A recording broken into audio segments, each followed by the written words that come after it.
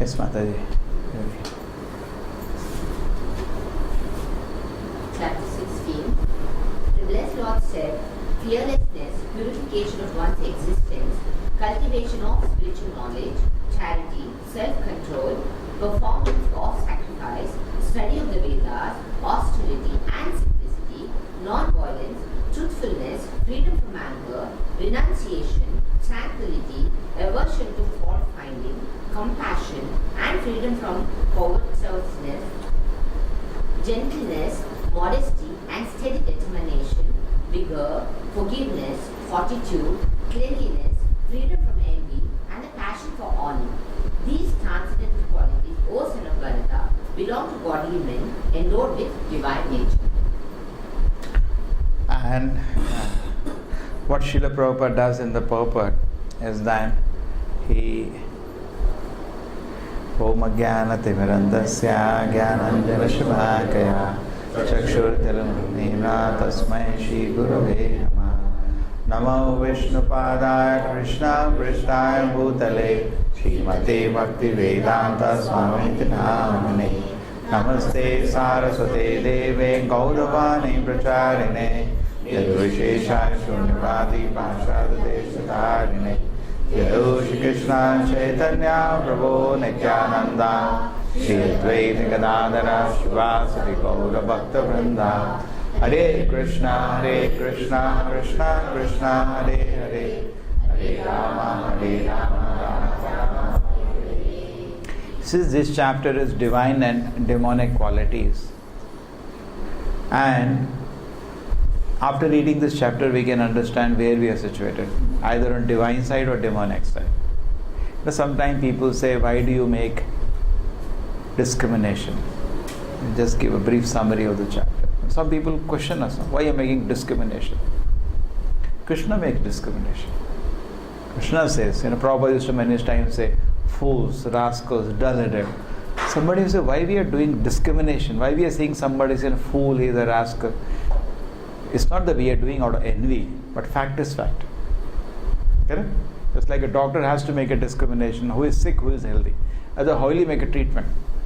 If the doctor doesn't make a discrimination who is sick, is healthy, he can't make a treatment. The same sense when you are saying demoniac, it is not that we are not thinking what to do about it, but we know this is demonic. Correct? If you don't recognize, then there is no preaching possible. Krishna says, Paritranaya sadhunam vinashaya dushkritam. Krishna is discriminating. Sadhu and dushkrita is making a differentiation. Correct? Paritranaya sadhunam vinashaya cha dushkrita. So he is making, so we also make discrimination, and Krishna is teaching. Sometimes some people feel, I am a very great man. That's fine. That may be in common public idea. Let us see in Krishna's eyes, you are a great man or not. That is important. Because among fools, Bhagavatam says, among camels, among dogs, among pigs, and among asses. Among these four kind of animal, anybody can become a leader. Small animals always elect big animal as a leader. That is called democracy. That is democracy. In fact, they are not fit to vote.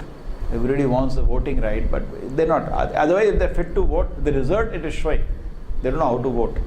As mass in general doesn't have political sense actually. How to vote, how to select a good person, they don't know.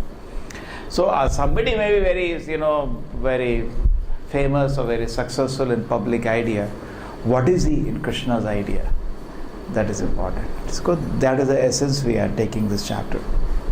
Yes. So now Krishna has listed these qualities we just read.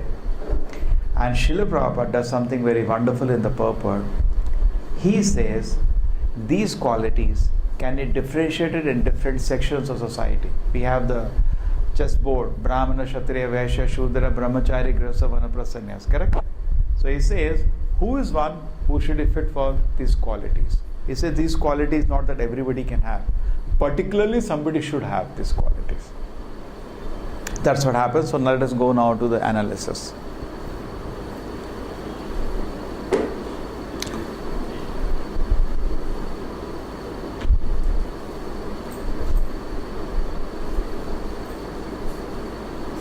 Yeah.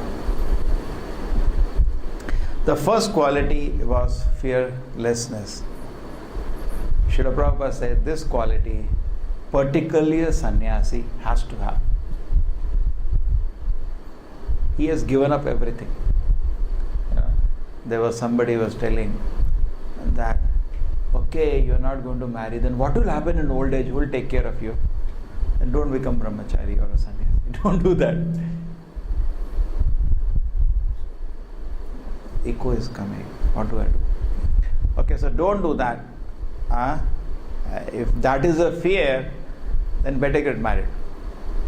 Unless you have that faith that if I'm going to serve Krishna, Krishna is going to take care of me, don't take to the path of renunciation.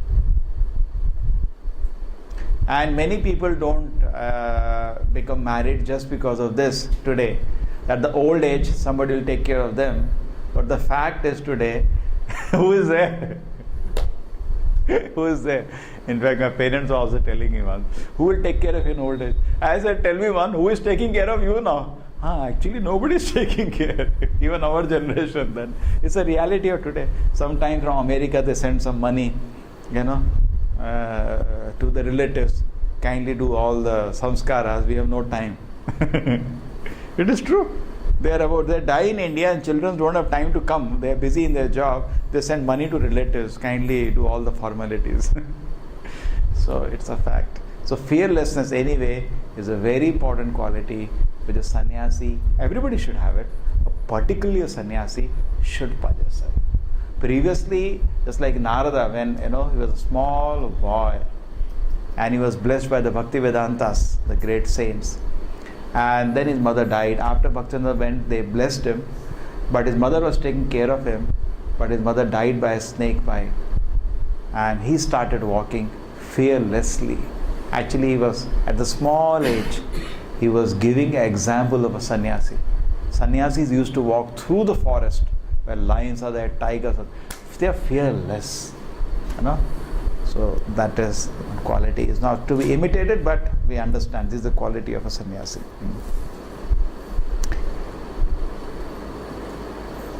Prabhupada is saying, even if I live in the darkest regions of the forest, I shall be accompanied by Krishna. That faith should be there. Krishna is with me. Otherwise, it is not possible to be fearless. It needs a lot of realizations to be fearless. Yeah, the next quality comes purifies existence. Prabhupada said, yes, this is also for a sannyasi. Particularly, he should be very pure in existence. He is a symbol of purity in the society, isn't it? Sannyasi. Today it has become something else, but some sannyasi should be a symbol of purity.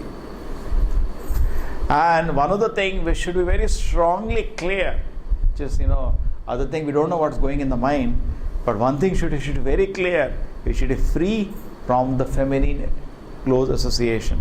Just like Prabhupada is giving the example, sannyasi means he is strictly forbidden to have any intimate relationship with the woman. Should be strictly forbidden. This is not allowed for a sannyasi. In fact, Prabhupada is going on explaining, you should not talk to a woman in a secluded place. This is against the principle of sannyasa. And anyway, nobody will respect it. At least in South India, where some culture is remaining, this is obvious. And Prabhupada is then taking example of Lord Chaitanya. The Lord Chaitanya Mahaprabhu was an ideal sannyasi. In the sense that when he was in Puri, Jagannath Puri, he had practically millions of, everybody was a disciple, but the female disciples could not even come near. They used to pay him obeisance from a distance. They used to be very strict about giving an example of a sannyasi. So Prabhupada is concluding that one has to follow the rules and regulations, the particular status of life in order to purify his existence. Whatever status of life you have taken, you may get some honor, you may get some respect from society, some position, but be ready for them to sacrifice also. You have to sacrifice this. You can't intimately mix with a woman once you are a sannyasi. And it's expected. And what happens, people, one side they take a sannyasa dress, they take all honor, they take all respect that comes along with it, but they're not ready to pay the price. This is not expected. Should not happen. In fact, Prabhupada says it is rather better drink poison than do this. Therefore, Prabhupada goes on explaining the example of Chota Haridas, wherein he was a sannyasi in the kingdom of Lord Chaitanya. And he did not even do anything. He just looked with the wrong angle at a woman, and Chaitanya Mahaprabhu, being the Supreme Lord, came to know, and he threw him out of his association. So much so that he felt so bad. For 2 years, he was from a huge distance take darshan of Lord Chaitanya. Chaitanya Mahaprabhu said, I don't want to see him, tell him. He should not come in my presence. And from a huge distance, he used to take darshan of Lord Chaitanya when Chaitanya Mahaprabhu used to go for Jagannath Puri darshan. So he should not be visible. And he waited for 1 year, 2 years. Chaitanya Mahaprabhu did not call him. And then he went to Prayag and committed suicide. And Chaitanya Mahaprabhu was informed. Chaitanya Mahaprabhu said, yes, this is the punishment for somebody who does this. Just imagine. So, in the sense that why Chaitanya Mahaprabhu was so strict, it is said, as soft as rose, as hard as stone. Because if Chaitanya Mahaprabhu would have exempted him, then it would have been, chalta hai. No, Krishna is very merciful. We can do whatever we want. And then after that we can remember, Krishna is very correct. That's what people have, no? They do anything. No, Krishna is very merciful. He will forgive everything. He just wanted to show that how much Krishna is hurt when hypocrisy goes on. Okay, next thing is Jnana Yoga Vyavastitaha. Engage in cultivation of knowledge. So Prabhupada is again saying, so, yes, a sannyasi, that is work he should be doing. Engage in Jnana Yoga Vyavastiti. He completely engage in distribution of the spiritual knowledge. First, he should be situated in that and is giving. And then, sannyasa, another thing he should be cultivating is humility. He has to go door to door actually. Prabhupada says, now you can't do that. They used to go door to door for bhiksha. Previously, a sannyasi means a sannyasi. It's not just like today, doctor dress has some meaning because not everybody is allowed to wear doctor's dress. Correct? If suppose everybody start wearing the dress, then it will lose meaning. No, they wear, but still, it is in a medical, paramedical they wear. Sometimes we see, pharmacy, physiotherapy, correct? But still, something it has maintained. But if it goes like anybody, conductor also, then it loses the meaning. The moment we go, I went to some college recently, medical college, first day, all are wearing white dress. They feel the privilege, whole class. It looks nice also, like a school dress. And they're feeling privilege. First day, what they know, simply. Anyway, so point is that sannyasi, previously it was not like that. They were maintaining purity, and when they used to approach a householder, Prabhupada says like Shukadev Goswami used to go to a householder for just few minutes just to get the milk, because he used to drink palmful of milk every day. That was his meal for the day over there. And householder used to consider him so fortunate if he has come to his house that day. Wow, Shukamuni came to my house. It's so privileged. Imagine from that situation to what is the situation today. Palmful, no, they will take the whole house if you allow. But they used to just take little. And they were so pure in their existence. A person itself will, my God, that's all he needs. People themselves will be so happy to, when they know that he is not taking 1 inch more than what he needs. He's just maintaining his existence. So humility is needed. So Prabhupada said, now if you go for bhiksha, one thing, you are not pure. Second, another problem is, in the world also is durbhiksha. Nobody is going to give you. Particularly in America, trespassers are persecuted. They can be shot dead. So if you go to a house just walking in any property, you may be shot dead. It's very dangerous. It is written, trespassers may be shot dead. And people all have guns there. So there Prabhupada said, if you go like this, it will not work. So do one thing. You go with books. Do book distribution. Therefore Prabhupada started all varieties of book distribution. Directly going to somebody, in a bus stop you go, somebody, give me some money. Previously it was different. Sannyasis were different platform. People also were so respectful. Today it has become a begging profession. Sannyasis were not beggars. Bhiksha is no way equivalent to begging. Correct? Bhiksha is not begging. It is a completely different thing. But today it has become a means of livelihood. There are some people I have seen, they wear normal dress whole day. Just like doctors wear the dress when they go to profession, they change to the saffron dress for collection. And evening they come back, they throw the dress and they are normal dress. It's like, it is there. So many places we see this is going on. So you should not do that. Humility is a quality any sannyasi should have, because bhiksha, yes, he is very humble. But actually his attitude was somehow given opportunity for people who are not so much serious in spiritual life to get his association. Actually is going to give them association. And then what happens, the person calls him inside, and then they ask him questions, please enlighten us, like that. In fact, we see even in book distribution when we do house to house, sometimes people call us, please, I like to ask some questions. It has happened. People we had an experience, people. That was the attitude. Previously you don't have to, and previously there were no books also. Everything was Shruti. Now you have books. Previously there is no need of books, because they hear that's enough. They'll ask some question, they'll remember for life what they hear from you. So there was no need of books in that way previously. And Prabhupada says they should be able to preach Krishna consciousness with logic and understanding, not that simply become sannyasi. That is one more qualification. They should be able to preach with logic and understanding, so people can clear all their doubts. Then Prabhupada goes to charity. Prabhupada says charity is not for a sannyasi. It doesn't have anything. In fact, today it is different. Some sannyasis are so rich that people go to ask money from them.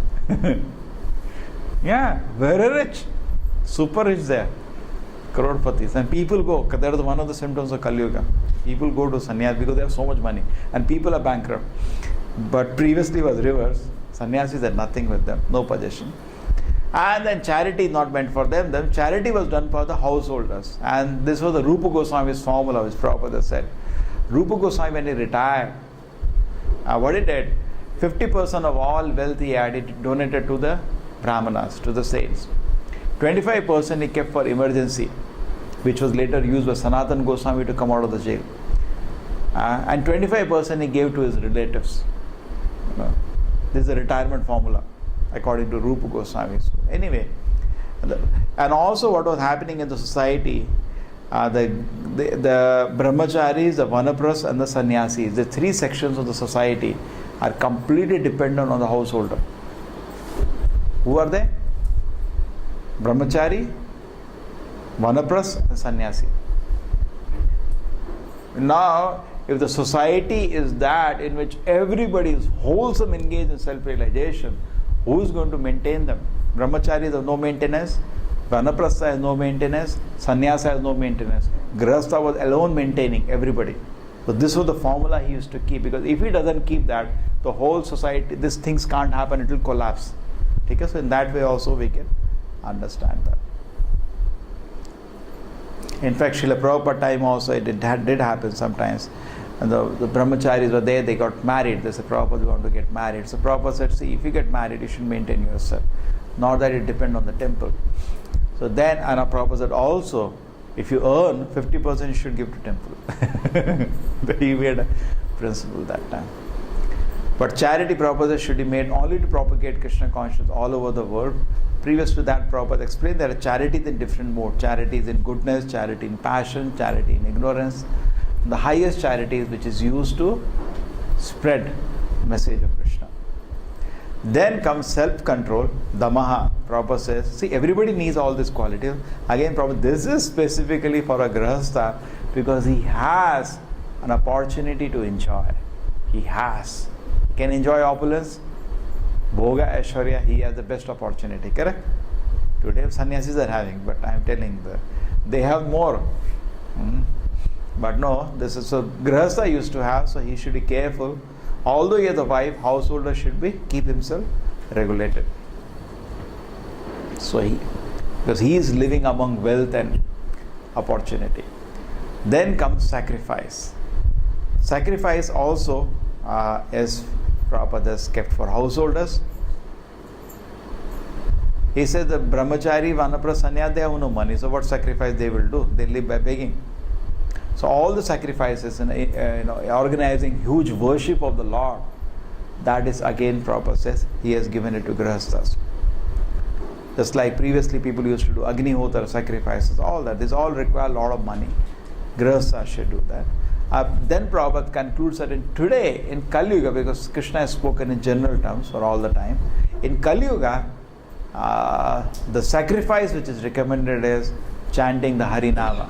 Hare Krishna, Krishna Krishna, Hare Hare, Hare Rama, Rama Rama, Hare. So any Grihastha can do that.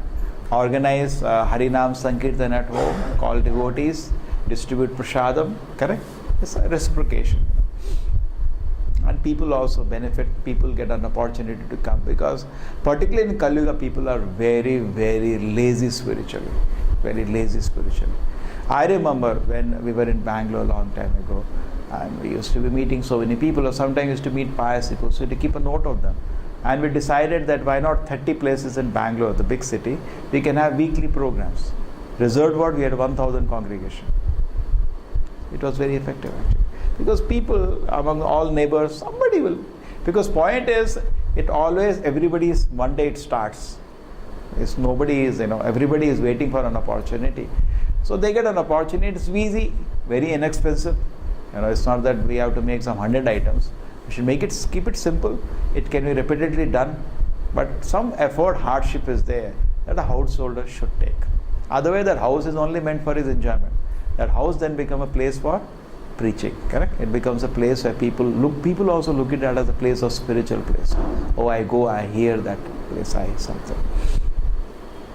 So best sacrifice is Sankirtana Yagna. Other homas and all for household to organize, previously they used to do, not recommended. Harinama. And also what happens when Nama Sankirtana happens in a place also becomes purified. In fact, this is a very subtle science. Nobody knows. There is earth, water, fire, air, ether. Prabhupada says the ether gets purified. Ether, nobody knows what is ether. Even science doesn't know. Ether is Akash, not the Greeks ether, where there's a light goes, and it was proved wrong. No. Ether means Akash, space. Krishna says, Bhumi apo analo vayo khambano buddhi evasa. Kham is the energy. And after 200 years, science has agreed. Space is not empty. Now they've agreed. They used to think whole space, we are saying no. Now they agreed. And how they agreed? Very funny way. They postulated, right or wrong, we don't know, but in their own way they have agreed, that the universe is expanding. So as it's expanding, it should gradually slow down the expansion. Because some explosion happened and it's expanding. So it should slow down the expansion. But they are seeing the rate of expansion is accelerating in their own ways. There is no force which can do this. This is nonsense actually. It should not happen. Only way it can happen now, they are saying there is another energy called dark energy, which is not visible to us, which is doing that. And where it is? In the space. Dark matter, dark energy. This came because both of them led to the conclusion that space is not empty.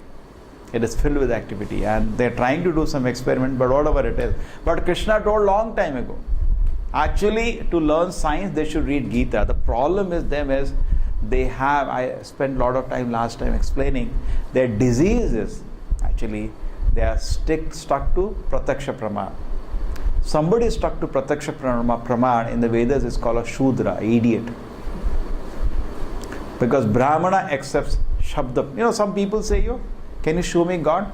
Immediately take it, he is a Shudra. This is a platform of a Shudra, not of an intelligent man. You may say, then why is it they are worshipping so many scientists? Kalo Shudra Sambhava is the age of Shudras only, so they will worship another Shudra. Sometimes people feel very proud. No, can you show me God? Arey, you are a Shudra first. Because this way of learning that to show me means you are dependent on Pratyaksha.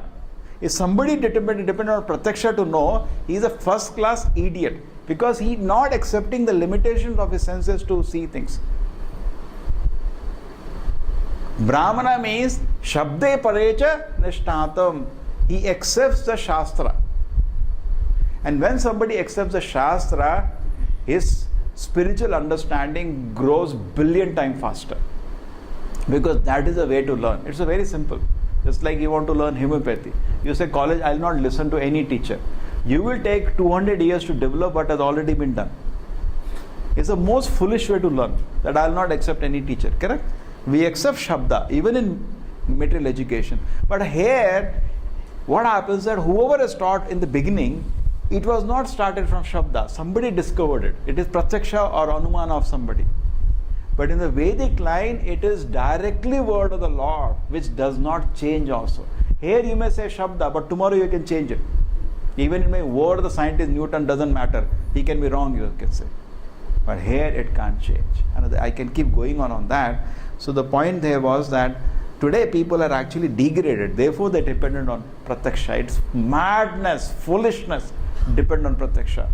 Brahmana was fixed on Shabda, highest platform of faith. Kshatriyas, Vaishya, the faith is little less.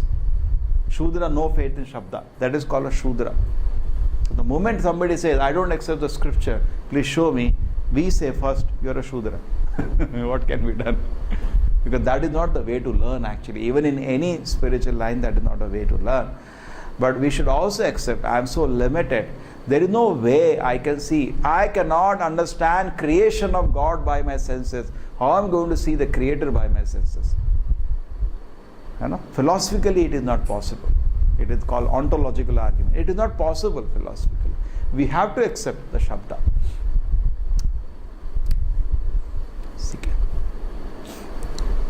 So then comes Swadhyaya, the Vedic study, and Prabhupada is now coming, Grahastha is over, now he is giving duties for a Brahmachari. Swadhyaya, first thing, he should be in Brahmachari means engage in study, austerity, and gentleness, simplicity. These are all, he says, he has given to Brahmacharis. First thing is that should have no connection with women. This is first principle of student life. Actually, this is Prabhupada many times saw co-education around the world, not only in India. Prabhupada said this is prostitution. A girl beyond a particular age and a boy should not mix freely. It leads to what is happening today is rubbish actually, Prabhupada, rubbish behavior. In fact, they asked Prabhupada, initiating Gurukuls many places. They asked Prabhupada, no, keep them separate. Don't allow them to mix. Don't do that. Fire and butter comes together, butter will? Prabhupada said, openly he said. And the first principle of Brahmachari is should have no relation with women. That is the first principle of Brahmachari, Prabhupada said, yes, if they can mix, girls should be married. Many times, Prabhupada movement it happened, they joined Brahmacharis and the girls in the West. So they wanted to go together for some service. Prabhupada said, yeah, they can go, girls should be married. Otherwise, no. Unmarried girl going with unmarried boy. Prabhupada said, even in education system, that's Prabhupada's formula. The day we have the government, Prabhupada's formula is, yes, co-education, fine. But beyond a certain age, say 18 years when they come to college, girl wants to study with the boy. If you want to study with the boy, you should be married, not without marriage. And that leads, because hankering is there in the heart, then nonsense starts immediately. They should live a life of celibacy and engage the mind in the study of the Vedic literature for cultivation of spiritual knowledge. This is called Swadhyaya. Tapas, austerity, Prabhupada says, he listed for Brahmachari, but it's specially meant for retired life. Specially meant for retirement. Terrible tapasya they used to do. Vanaprastha ashram, if you look at it, the Vanaprastha was tapasya only. They used to wear the bark of the trees. They used to have terrible tapasya. Vanaprastha was very strict. But anyway, Vanaprastha means Prabhupada has given austerity for them. And Prabhupada says one should not remain a householder for his entire life. Remember that there are 4 divisions of life: Brahmachari, Grahastha, Vanaprastha, Sannyas. So, in fact, in implementation, Prabhupada said that if the family is favorable for Krishna consciousness, then no problem. And no problem. After Grahastha householder life, one should retire. If he lives for 100 years, now Prabhupada has given a division, 25 years, Brahmachari. So wherever we are situated, we follow those rules. 25 Grahastha, 25 retired life, and 25 sannyasa life. These are the regulations. A maritime household life must practice austerities of the body, mind, and tongue. This is tapasya. And then Prabhupada is saying, our entire Varnashrama is meant for tapasya. Without tapasya, there is nothing is possible. He is saying we can attract a lot of followers. If we say that there is no tapasya, people will easily come. We can make, that's why people become popular. They don't tell anything no. Many times I ask sometimes students, why don't you come? Sir, every time I come you would say no smoking, no drinking, and I am addicted to that. So therefore I don't come. People don't like to hear no's. They don't like to hear no's. It is true, Prabhupada said don't make your movement too much into rules and regulation. But fact is finally we have to tell the rules one day. Most of the people, 99% people run away. They can't follow that. They can't follow the rules and regulations. As far as simplicity is concerned, one should, not only should a particular order of life follow this principle, everybody should be simple. Everybody live very simply. Yeah. Ahimsa now is another quality. I know that. I explained many times. Ahimsa means we should not arrest anybody's spiritual growth. That is real ahimsa. Real ahimsa means not checking anyone's progressive spiritual life. Okay? Then now we rush. Satyam, we should not distort the truth for personal interest. We should not do that. We should not dilute the process. Akrodha, we should check anger. Even if there is a provocation, one should be tolerant, because once you become angry, the whole body becomes polluted. Okay, now other things will leave. Yeah.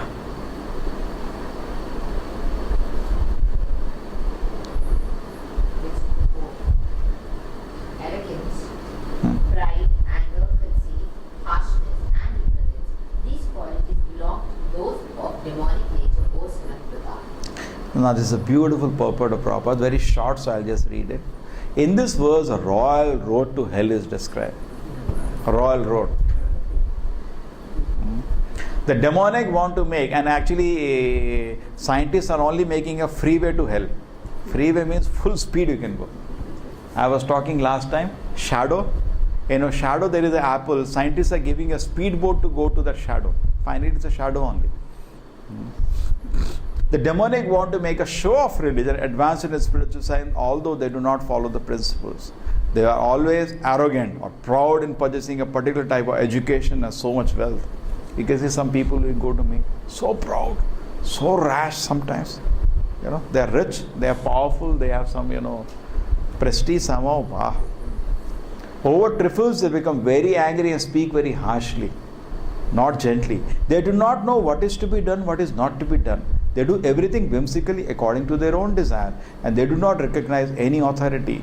These demonic qualities are taken them from the beginning of their bodies in the wombs of the mothers, and as they grow, they manifest all the inauspicious qualities. This. Yeah. The transcendental qualities are conducive to liberation, whereas the demonic qualities make for bondage. Do not worry, O son of Pandu, for you are born with the divine qualities. So Krishna is encouraging Arjuna, so you see.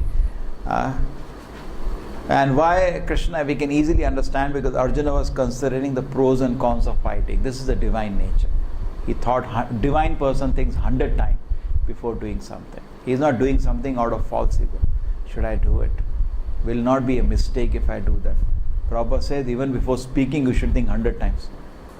Correct? That's a great person. It's a sign of a great man, introspective person. O son of Pritha, in this world there are two kinds of created beings. One is called the divine and the other demonic. I have already explained to you at length the divine qualities. Now hear from me of the demonic.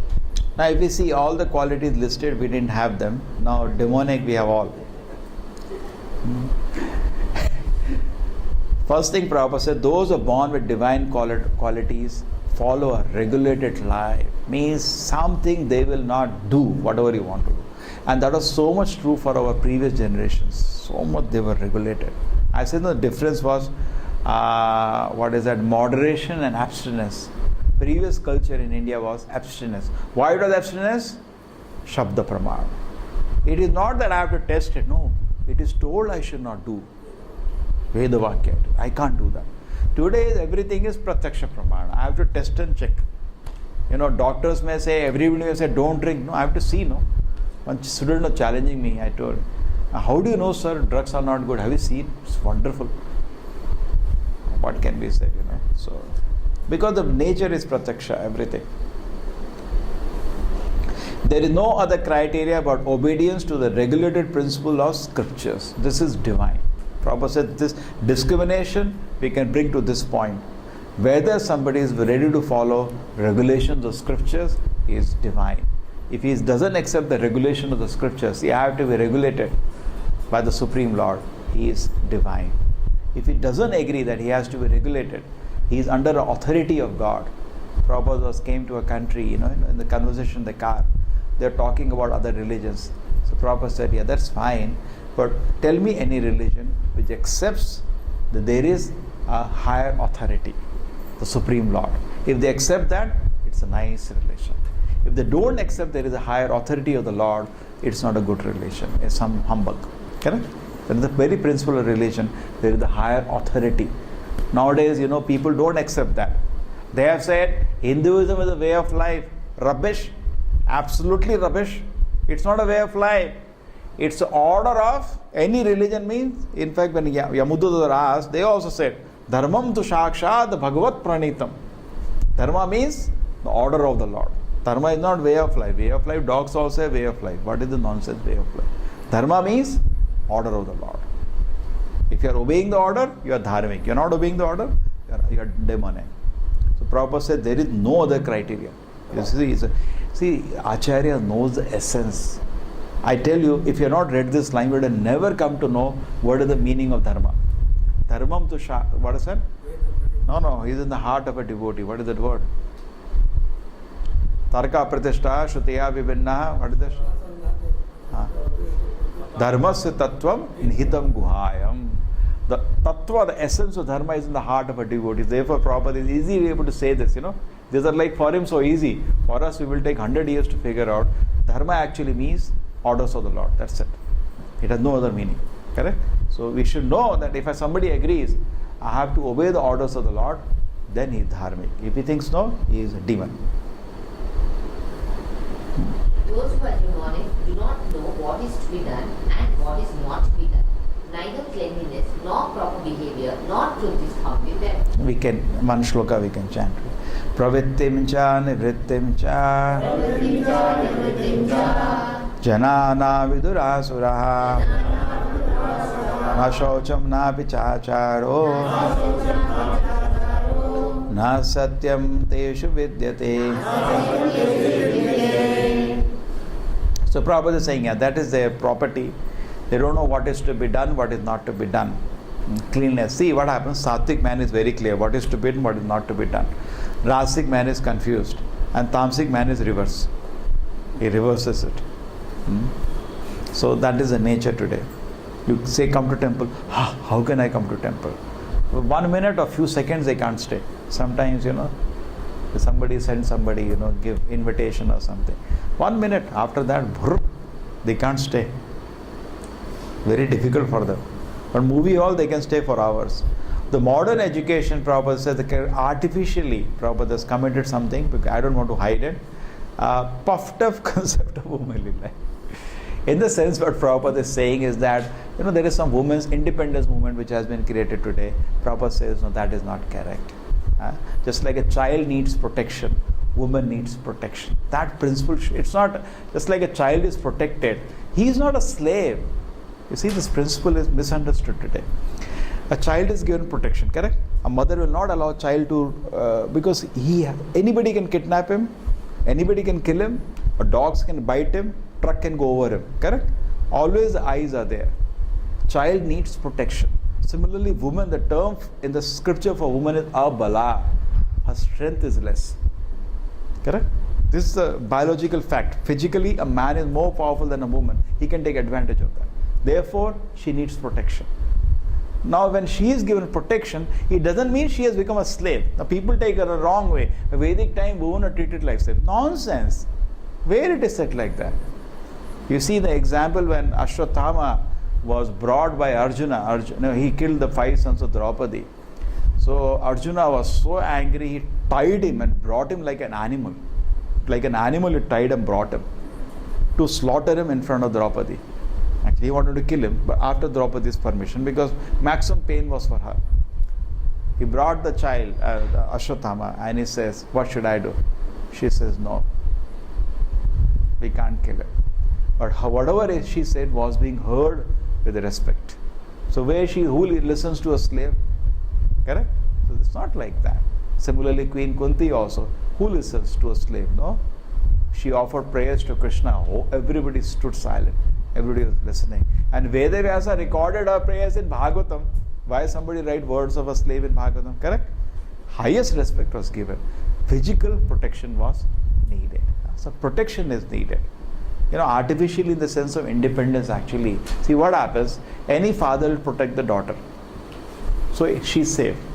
But the boys will come. No, you should be independent. Because that's the way to get her out of the house.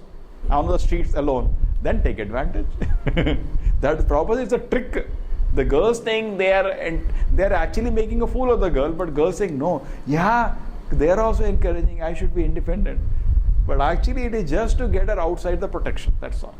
Once she is outside the protection, then you can take advantage. That is the whole idea. Otherwise, you see, how can it be? Today, so many places you see, we wonder what the parents are doing. Sometimes you see, you see in malls, girls, boys are sitting and so many things are going on. You wonder where is the father? The point is independence. He can't ask. Nowadays they can't ask.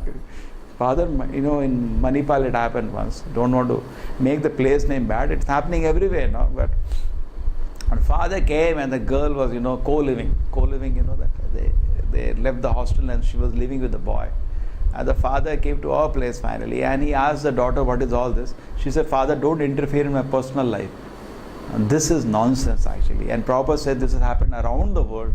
It's a very bad, in fact Prabhupada says the deficiency in the Western culture.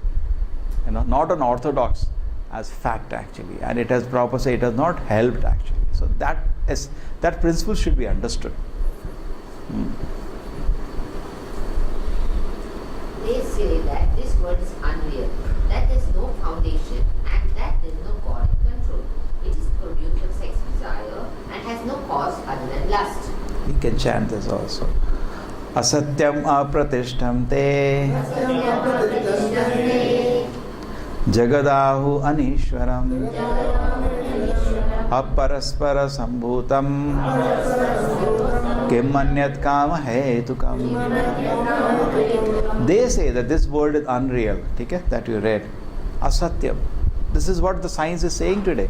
And Krishna is saying, you idiots, Pratyaksha Pramana fellows, you are all demoniac.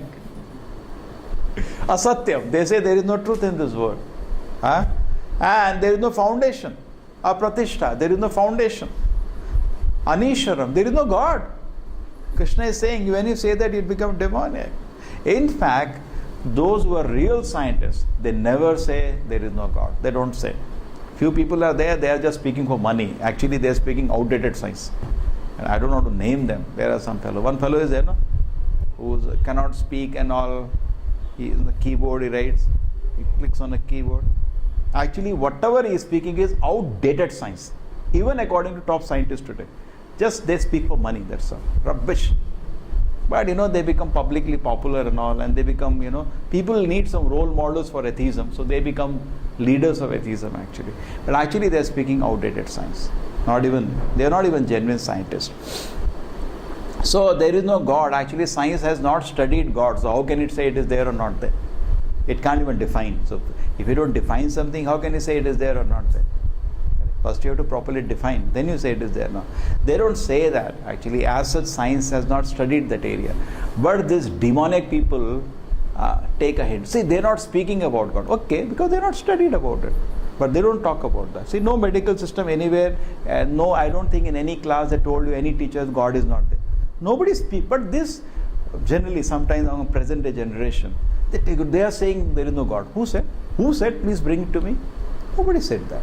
All these third-rated, outdated scientists, they speak just to get some money in public, and atheist people throw some coins on them. It's not true actually. But if somebody is speaking that, Krishna is saying is a demon. Straight away is a demon. No way. Sometimes somebody may say, what is there? He is a good man. You are saying he is a demon. He doesn't accept God. or he does charity, he helps some poor people. Sometimes some people say, correct? How you say is a demon? I am not saying. Krishna is saying, number one.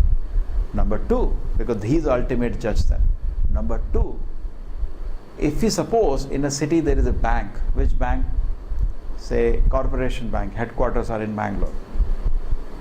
And we all go after program, loot the bank.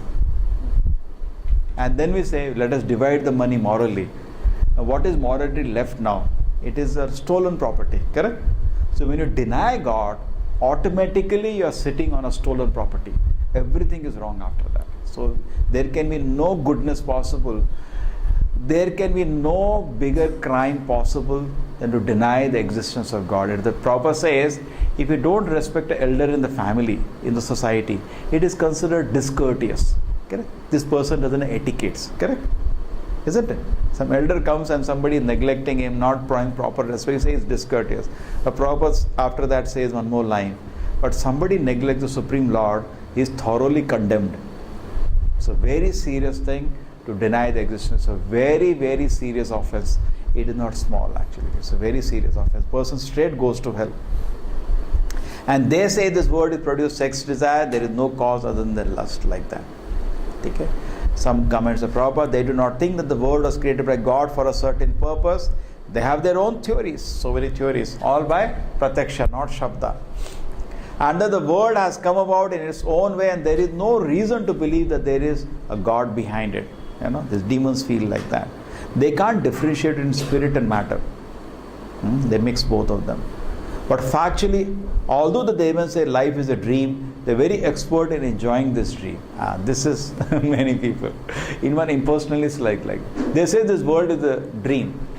You know, there is a philosophy in science which is called solipsism. You heard about this solipsism? It's a one kind of philosophy which says that actually I can't prove that anything exists except me. Apart from my existence, I don't know whatever I am seeing, does it exist or not exist. He has doubt about the whole existence of everything except himself. That is one class of philosophy called solipsism, acute form of doubting. You know. And so like that they may say, even impersonalists say this world is a dream. Impersonalists don't accept. They say Brahma Satya Jagat Mithya. Correct? Shankara followers, they say Jagat Mithya. We don't say Jagat Mithya, we say Jagat is Satya. That's what Madhvacharya said. If God is Satya, our creation can be a Satya. Creation is also Satya. That was his powerful argument. But anyway, they say Brahma Satya Jagat Mithya. So we say, what is Jagat Mithya? They say it's a dream. Even though they say it's just like a dream, you know, a dream we see so many things, at least we feel it doesn't exist. This world is also a dream. Even though they say world is a dream, they are very expert in enjoying the dream. If you say word is a dream, rejected, no. No, a dream, but they're very busy in enjoying the dream. For them, it is only a combination of matter that has produced the living entities, and there is no question of existence of the soul. In other words, among the demons, there is no perfect knowledge of the creation of the world.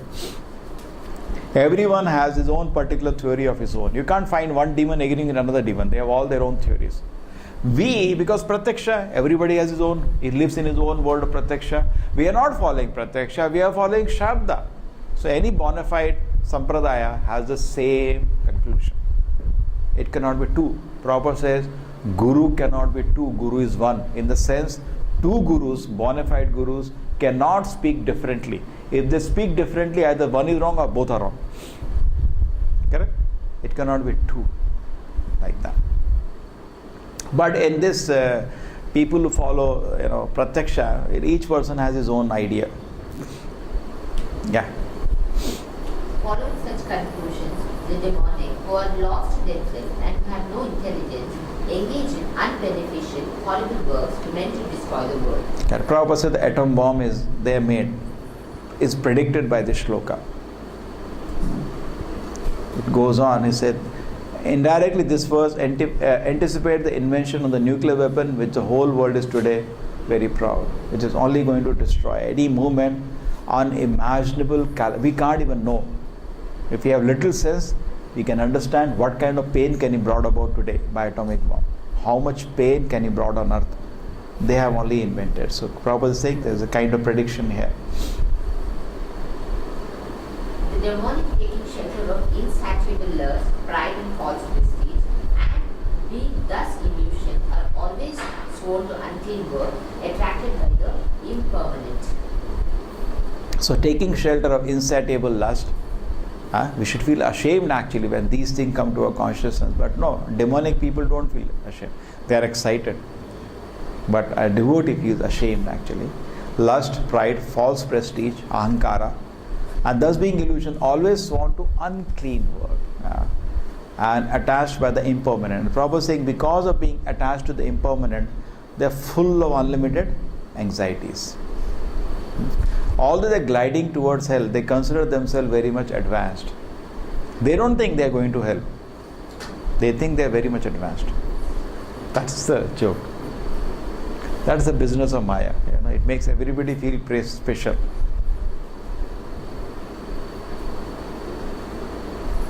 They believe that to gratify the senses unto the end of life is the prime necessity of human civilization. Thus there is no end to their anxiety. Being bound by hundreds and thousands of desires, by lust and anger, they secure money by illegal means for sense gratification. There was a movie I remember long time ago I had seen. In that movie, I remember, so some 25 years ago, there was Russia and America. That time they were fighting, no? So that is made in that scenario. And Russia, they had missiles, powerful nuclear missile. And something happens that one person, the whole team, by mistake, releases a missile, nuclear missile. And now they understand this is going to hit America. Now America is going to hit. We will die. Whole world will die now. Will it destroyed? So now we have half an hour. What to do? Enjoy. The boys and girls, they make pairs and they run away. So that is what people feel. Till the last minute, I want to enjoy my life. Enjoy life till the last second. That is their plan. And they think that is a necessity of human civilization. There is no end to their anxiety. He feels free to do anything for sense enjoyment, regardless of the consequences. Yeah. The demonic person thinks, so much wealth do I have today, and I will gain more according to my schemes. So much is mine now, and it will increase in the future more and more. He is my enemy, and I have killed him, and my other enemy will also be killed. I am the Lord of everything. I am the enjoyer. I am perfect, powerful, and happy. I am the richest man, surrounded by aristocratic relatives. There is none so powerful and happy as I am. I shall perform sacrifices. I shall give some charity, and thus I shall rejoice. In this way, such persons are deluded by ignorance. He does, even though he sees so many other people are rich, prosperous, materially comfortable, he thinks no, he is special. And we had this verse previously when we were doing the study. What is demonic about that? I have so much wealth today, I'll have more. The point is that we discussed this. The devotee doesn't think like that. He is saying, today I have so much faith in Krishna, tomorrow I'll have more. He is thinking to increase that. This is immaterial. Comes, not come, that is not his focus. His focus is, today I have, offered the service to Krishna, it was not with good quality. Today I chanted Hare Krishna with not so much attention. Tomorrow I chant with very good attention. There is his focus. Today I read one chapter of Gita, tomorrow I'll read two. There is his focus. Today, like chanting, I felt so much nice. When the day will come, I'll so just like the prayer is, when this will happen, when this will happen, when this will happen, my Lord, when I chant your holy name, my conscience is fully purified, correct? Like that. He is thinking of expanding his Krishna consciousness. He is not thinking, I have this much money today, I have 500 rupees with me, tomorrow I will have 1,000 rupees. That is demonic. Because he is thinking of himself. Divine is to think about Krishna. So that is the difference. That's why we can understand. Otherwise, think what's wrong with that? So much wealth I have, tomorrow will have more. Like that. And they think about that also. My enemy died. See, they count this. See, he revolted against me and he's finished now. Some people, that Ishvara Bhava is there. See what happened to him. I told him, he didn't listen. Look, what is his position? And they derive great pleasure by that. Thus perplexed by various anxieties and bound by a network of illusion, one becomes too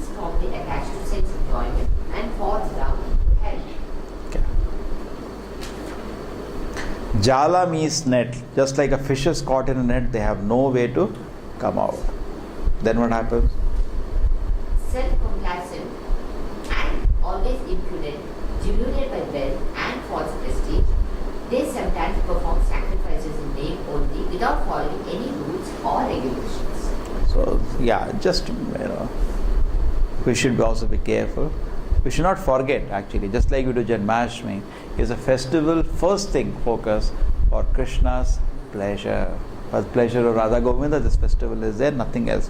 Not that we want to make a show in the society, we are like this, this is secondary. We should not forget the essence. When you forget the essence, then it becomes demonic. Bewildered by false ego, strength, pride, lust and anger, the demon becomes envious of the Supreme Personality of Godhead, who is situated in your body and the bodies of others, and blasphemes against the real religion. Correct. So they forget everything. And so much haunted by unwanted things, they reach a situation of insanity, madness. Those who are envious and mischievous, who are the lowest among men, are cast by me into the ocean of mental existence, into various demonic species of life. So Krishna is saying, what happens when you lead a life like that? You are thrown by me into the very demonic species of life. Then what happens more next to them? Attaining repeated birth amongst the species of demonic life, such person can never approach me. Gradually, they sink down to the most abominable type of existence. So it's not my choice. I revolt against the Lord. This is a punishment.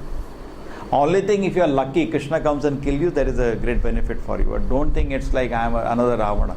Mostly Krishna ignores. Correct? They were not from here. Ravana came from Vaikuntha to fight with Krishna. You think I am revolting now?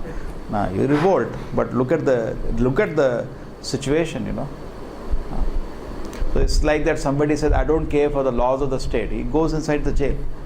Correct? Same way, when you don't care for the Lord, there is a severe punishment, and we are repeatedly abominable type of material existence. Next.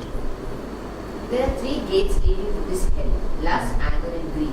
Every sane man should give up these up, for they lead to the degradation of the soul. Yeah. Lust, anger, and greed. Particularly lust and greed is very much promoted in the modern civilization. Correct? No. How much people say shamelessly nowadays among, I have crush on her, or girls who have crush on. It is lust. Actually, it is lust which is promoted in the society today. It is given something.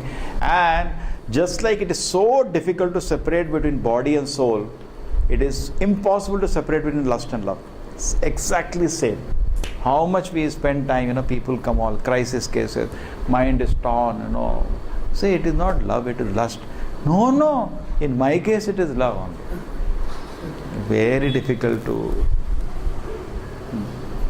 The man who has escaped these three gates of hell open up fully, performs acts conducive to self-realization, and thus gradually attains the supreme destination. Correct? So escape these three hells, then you can go to the supreme destination. Otherwise, if you enter there, it's gone. And how you can stop going there? You can never stop going there by Prataksha Pramana, only by Shabda Pramana. Krishna has said, don't do it. You immediately stop. You say, no, I'll experiment and understand, you will never understand. You'll never understand. You'll destroy your whole life. Then Krishna is telling where you will go, you go to hell after that. So choice is mine. I hear Shabda Pramana, here the Lord is speaking, take benefit. And we can see the benefit next day. One day we say, yes, I'm going to hear Shabda Pramana. Immediately you can see every moment becomes so peaceful. Prabhupada says, whole life becomes so peaceful. There is no need to battle with the mind at all. What people do today, they ignore this Krishna's order. They want to experiment and see. They get trapped and sucked into that. Just say, no, Krishna said no. That's very easy way, very, very easy way to come out of clutches of Maya, except the shelter of Krishna. When Krishna says in Gita, Mam ev sharanam raja, what is sharanam? Means to surrender. Surrender means to accept Krishna's words. And there is something called Dandavat disciple. Dandavat disciple means big Dandavat they give to the Acharya and Krishna, but they don't follow one word. They give big Dandavat to the Guru Maharaj, and then they'll run away. That is called Dandavat disciple, not Dandavat. We should accept what Krishna is saying, and that is final. Krishna has said, final. He is the highest authority. Over. Then we are so peaceful and go back to Krishna's kingdom. But he who discards scriptural injunctions and acts according to his own whims attains neither perfection, nor happiness, nor the supreme destination. We can read this shloka, very famous. That's the last shloka. Yah shastra vidim usrijya vartate kamakaratah nada siddhim avapnoti na sukham na param gatim. So the point is, we are in Maya, so my thinking is also Maya. So we don't depend upon our thinking. We depend upon Shrotiyam Brahmanishtam. We depend on the words of Krishna. That is called surrender. What is surrender? Surrender doesn't mean bowing down to the Lord. That is just part of it. Surrender means to accept something more than my mind. That is Krishna's word. Today what happens, surrender, we say I am surrendered. Then surrender means that your mind is saying something is right and wrong. No. If Krishna says something else is right, I surrendered. I accept that. I don't go by what my mind is saying. That is called surrender. Correct? That is actually surrender. So if somebody goes by his own whims, instead of taking direction what Krishna is telling, Krishna is saying everything lost for him. What is lost for him? Yash asrividam usujya vartate kamakarina. They act whimsically. Whimsically means according to their mind. They don't follow me, but they act according to their own whims. What happens to them? There is no perfection for them. Krishna is saying there is no happiness for them, and there is no supreme destination for them. No perfection, no happiness, no supreme destination. So whom should I follow? I should follow Krishna. Last. One should understand what is duty and what is not duty by the regulations of the scriptures. Knowing such rules and regulations, one should act so that he may gradually be elevated. Okay, so what is to be done, what is not to be done? You see, the chapter essence is very clear. Should be known by the scriptures, not by our own calculation. No, never. And if you know such regulation, you can act in such a way that you will be elevated. So nice. Correct? The essence is very clear. We could get what Krishna is trying to say, that let us allow ourselves to be controlled by, voluntarily we allow ourselves, Krishna, please control me. Correct? And we follow whatever guidance we know.